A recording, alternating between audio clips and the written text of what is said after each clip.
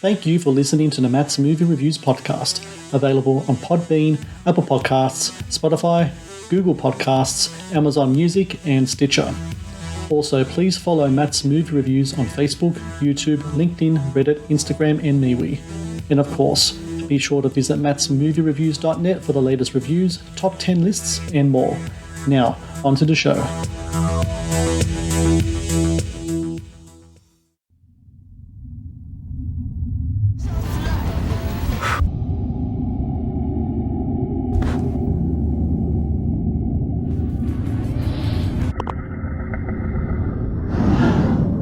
Okay. I cannot believe people. I mean, they have these cams in their homes and they leave them on what, 24/7? Harmless exhibitionist. Right. There were rumors of a secret society, an underground cult. Its founding member was Alan Tashi. He lived in Collingswood. In the mid-1800s, I'm not sure when, the neighbors discovered the bodies of 9 girls in a well on his property. When the townspeople found out about it, they surrounded his house, but he had barricaded himself inside. They knocked the doors down and they searched all the rooms, but they couldn't find him anywhere. They did find one thing, though, up in the attic. I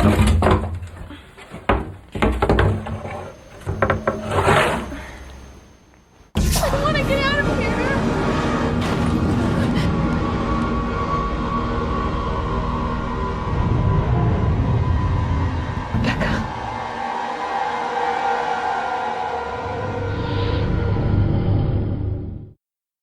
Hello and welcome to the Matt's Movie Reviews podcast. I am your host, Matthew Pejkovic, and this is episode number 381. Out now on Blu-ray and on Amazon Prime is the Collingswood Story, the influential 2002 indie horror cult classic that tells the story of a young couple in a long-distance relationship who, through the use of a webcam, investigate a historic ritual murder-suicide that brings forth a dark force upon their lives. A highly influential work that left its mark on films such as Paranormal Activity, Wreck, and many others. The Collingswood Story expertly blends the then emerging digital world with a chilling tale of horror in the suburbs. And joining me now to talk about the making and legacy of the Collingswood Story is the film's writer and director, Michael Costanza. Michael, I thank you so very much for talking to me today. Thank you, Matt. And I just want to thank you very much for having me here. I'm honored. Well, no, absolutely. It's so great to be able to talk to you. I was just saying to you off-air that this is the first time I actually got a chance to watch a Collingswood Story. And it's so fascinating to me watching this movie because you was like initially released back in 2002. You had festival runs after that, different releases here and there, sporadic kind of stuff. But now you've gone back. You have a new kind of like a print out. It's like a digital kind of recreation of the film. On Blu-ray, and on the Blu-ray you got like commentary, etc., and things like that, and it's on Amazon Prime as well. I'm curious though. I mean, what's it like to go back to this movie and go through it all and add all these new kind of flourishes and commentary to it? What was it like for you as the author of this movie? You know, it was a really interesting experience at times. It felt like a strange deja vu because the film was made, my God, almost, over 20 years ago. But, for a little, like a micro budget film, I always believed in the concept. And, despite it being such a micro budget, the genre community, the horror community really got behind the film during its initial release, which was great. And sometimes that's, that doesn't really happen. That usually happens with the studio release films, but this was just an independent film. So fast forward to today, when suddenly I received an email from Diabolic DVD, and they said, "Hey, do you still have the rights to the Collingswood Story? We'd love to do a Blu-ray." So I was very excited. And especially because, with a Blu-ray, of course, Blu-rays have been out forever, but I never had the chance really to do a commentary or speak on so many different levels about how the film was made and working, with the cast and getting the film out there. So I'm really happy with and now too with Amazon, with it getting even wider exposure with Prime Video. I actually couldn't be happier. It is a little weird though, because I mean, I made it so long ago, and for it to take this long, I'm just grateful in any case that it happened. So I just want to go back to that time, especially in regards to what was happening in the industry, especially with horror movies. So a few years prior to Collingswood Story, you had Blair Witch, and that kind of which really, I loved, absolutely loved, and the directors and the cast, everything. It made such an impact on me. And sorry to interrupt, but I'm just the film had such obviously an impact, and then the chance to meet with Ed Sanchez, one of the directors, and we still talked, today, was just incredible. But what I think is really interesting about that movie, especially, and in just horror movies in general, is that horror filmmakers usually do start off in the indie realm. You look at any pretty much horror filmmaker, and they all start off making small movies, and they have to rely on innovation and resourcefulness. And that's something that Blair Witch really did as well. It wasn't the first found footage movie, but the way that it went about and did so, especially with the marketing, was something really, really terrific. And all of a sudden, filmmakers had like this kind of template to make horror films, and they were even more resourceful for it. So when you were approaching Collingswood Story, was the idea first to make a found footage film and then the webcam kind of aspect of it came later, or was it the other way around?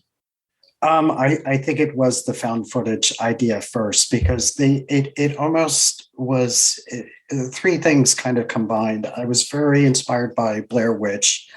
Webcams had just come out, so I had just got one. And, having, video cameras or Super 8 cameras even in high school to play with, the webcam to me, because it could record video, I was like, this is like a video camera. I'm going to be mobile with this. I'm not just going to attach it to the top of your, the computer like everyone had to do back then, or, attach it to the top of your laptop, before cameras were built in. So I was just very inspired by that way of trying to make this into storytelling. And then strangely enough too, the shaker, the prop, the Halloween shaker that appears in the film, that was actually a gift from my mother. She got that in Maine and kind of sent it to me for Halloween to kind of freak me out, which it did. So I was like, whoa, I got to combine like a found footage, this shaker, this new technology with so all three of them kind of merged together. And that's what kind of had me just inspired to write the Collingswood Story. What about the software in the film, Deco Video Prime? Was that a real software at the time? Is that something you just made up? No.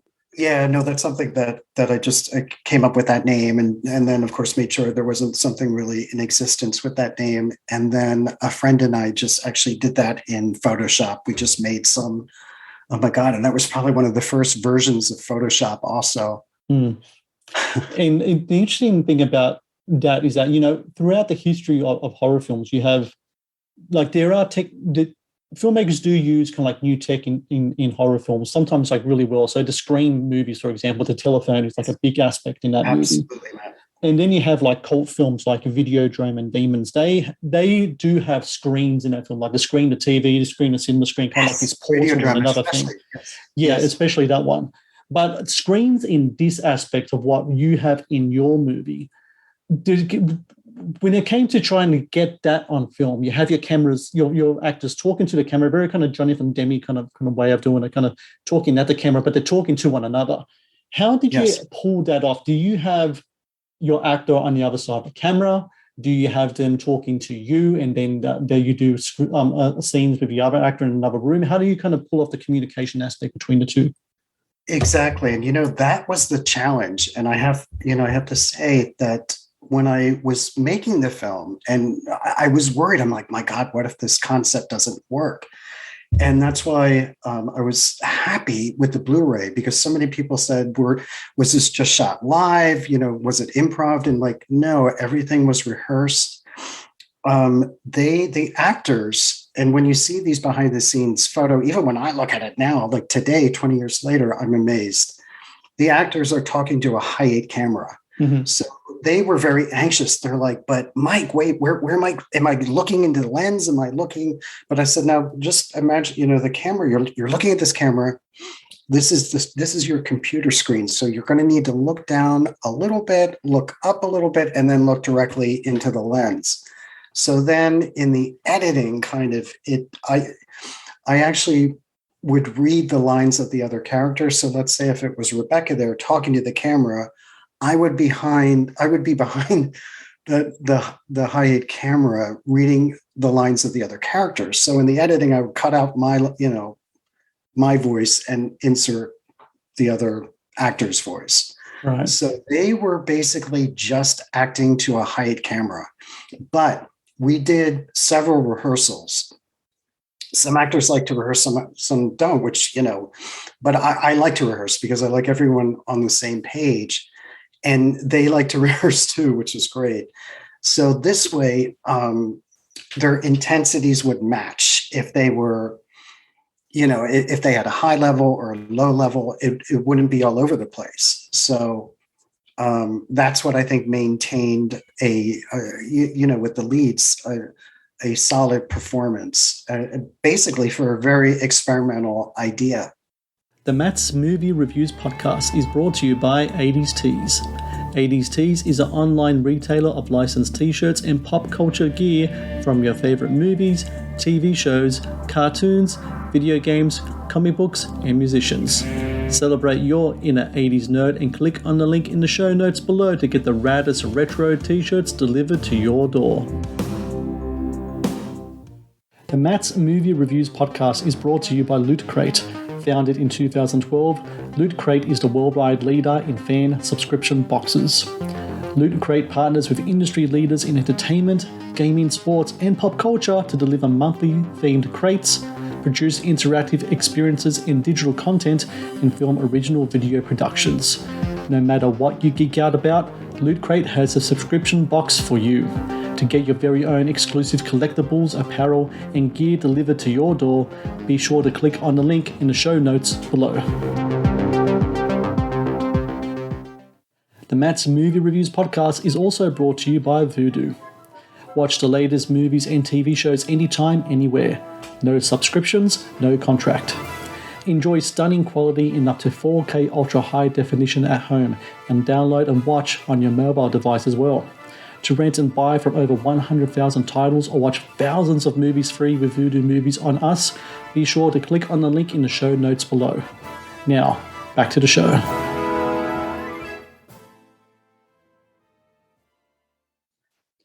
How did you find Stephanie and Johnny to be in these movies? I mean, Stephanie Dees, who plays the role of Rebecca, she has some notoriety because when she was rather young, she was in Halloween 4, I'm pretty sure it was. Absolutely, yes. She's dressed up as a penguin and she chases the Jamie Lloyd character. Right. Well, yeah, which is a great little scene. I just held auditions. I put a advertisement in one of the backstage magazines, and when her headshot came in, I was like, oh, I want to meet with her. And I just knew from her first improv during the audition that I wanted to cast her. So did either Stephanie or Johnny have any experience with webcamming at all prior to for this film? No, that's the funny thing too, because they were both like, what is a webcam? Like what, no, they didn't.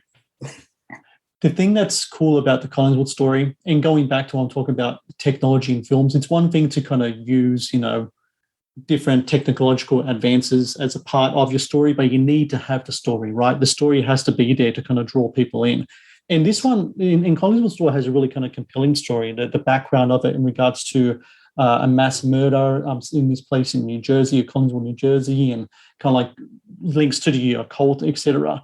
Is it true that there was an actual real mass murder? I'm not sure if it was in Collingswood, but like that was actually kind of like the inspiration for the story itself. It wasn't a mass murder. I kind of embellished that, but there in the Collingswood Library, there is a book actually called Collingswood Story, and I was reading about in the 1800s there was a house on Lee's Lane that was the scene of a murder and then arson. So I just embellished that story, but there is that actually did happen. And that house in Lee's Lane, is that the one that you feature in the movie that the Rebecca character kind of drives past now and then? Yes, that house actually was not on Lee's Lane. That house I always liked, and I actually used that film in a horror film I made in high school. So I kind of repeated that.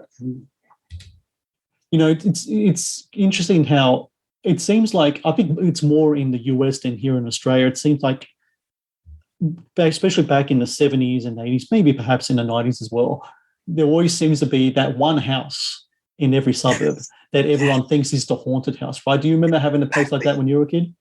Absolutely. Yes, exactly. And that house always creeped me out. So, When it and of comes, course, not many people saw my film that I made in high school, of course. So I thought, oh, they won't know that it's the same house. when it comes to the cult itself in the movie, there's references to the cult being from France and Right. kind of imported to America. You know, I'm a bit of a kind of a cult kind of guy. I like to read up on and watching documentaries. Was Yes. that cult at all influenced by the Order of the Solar Temple, which was like a cult that was in France and Canada, and they had ties to like rituals and mass murders and such? Exactly. You know, it's loosely based on that because that's how I feel cults work. They're not just limited to just an area. They're worldwide. So that's why I touched upon just different areas where there was the same cult activity. So as you look back on the movie and you do your commentary on the film, are there moments in the making of that film that kind of like that you probably would have forgotten over the years that kind of came back to you? Were the memories from that moment of making that film that kind of speak to you now as an older man, 19 years after the fact, after making that movie? Well, you know, I did, because for the Blu-ray release, I redigitized all the footage. So I had a chance to see some of all of the original footage unedited. And it made me wonder why. I wonder why I chose this take over this take. But overall, I mean, today I would have done things, certain scenes different and pace wise, of course. But I still think it shows a strength in concept and in the acting. I was just very fortunate to work with very good actors because they, once they got into the concept and understood the concept, then they were in it 100%. And, as an indie filmmaker, back then, that's more than you can ask for. So, as the years went on after Collingswood Story came out, you had movies. I mentioned in my introduction, Paranormal Activity, Rec. There are scenes in your movie that I see almost directly, shot again in different films. As you're watching these films, what is your reaction to kind of like this new genre of filmmaking that you essentially brought back to the fore? I mean, I can't think of any other films that kind of like use that technology in the way that you utilized it in Collingswood Story. Are you looking at it with sour grapes? Are you looking at it with pride? What's your reaction to these other films after the fact, after your movie came out? Yeah, Matt, sometimes it's kind of a mixed bag because I'm like, I tried to pitch this concept back in the day.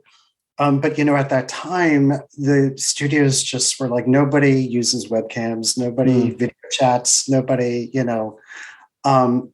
but again, there were people that did believe in it, and they're like, you got to stick with this film and, keep pushing it. And the online horror community at that time really got under it. There's a website called Dread Central that really liked the film and would, write about it and helped put it on the map, which was amazing.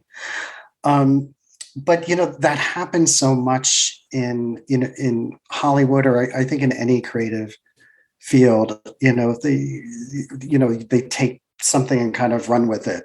So when you watch this film again and you've re-released it now on Blu-ray and on Amazon Prime, any feelings whatsoever to want to return to Collingswood? Any feelings at all to maybe continue the story of Rebecca and go back into this world, especially now that you can maybe mess around with different technologies? I know, for example, that you work with virtual reality now, don't you? Ever thought about trying to maybe pitch Collingwood as kind of like a virtual reality vehicle in any way? Yes, Matt, I did, even as when I finished writing the script for Collingswood, I did start a sequel, a part 2 to it. And over the years, I always kind of added to it. So, because there is so much to explore with Rebecca, with the psychic, and, Alan Tashi, and his name is actually an anagram. So that all was going to come out into the sequel. But recently, yes, I have been, actually 3 years ago, I started some VR projects and hope to continue with that as well. Well, that sounds really exciting. Hopefully we do see some more of that Collingswood stuff, especially what you do with VR. But in the meantime, people out there can check out the Collingswood Story now on Blu-ray, now on Amazon Prime. It really is a movie ahead of its time, Michael, and it stands up so very well as well. The performances stand up, the story does.